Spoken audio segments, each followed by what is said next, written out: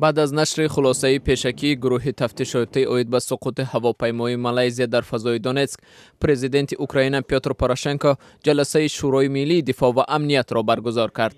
با گفته پوروشنکو حالا مهم است که نام گناهکاران این فاجعه اعلان شود. всі тверді докази того. دلیل‌های ثابت وجود دارد و نشان می‌دهد که این جنایت مدهش را صادر کرده است و مسئولیت این عمل تروریستی بر دوش کیست. ما مشورت کردیم تفتیشات این حادثه از سوی کشورهای جبردیده با استفاده از قانونگذاری ملی انجام می شود. برای همین من وزارت کارهای خارجی، خدمات امنیتی اوکراین، وزارت دفاع و وزارت عدلیه را وظیفه‌دار می کنم هماهنگی خود را ادامه بدهند تا اینکه به زودی گروه مفتشان بین المللی خلاصه نهایی را به جهان پیشنهاد نماید. با نسب‌ها Міністерство юстиції продовжувати координацію дій. گروه محققان بین المللی روز چهارشنبه در هلند اعلان کردند که هواپیمای مالزی از شهر سنژنوی دونتسک مورد هدف قرار گرفته است.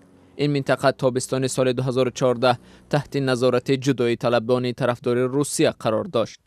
محققان اظهار داشتند که این منطقه تا هنوز زیر دست جدایی طلبان است.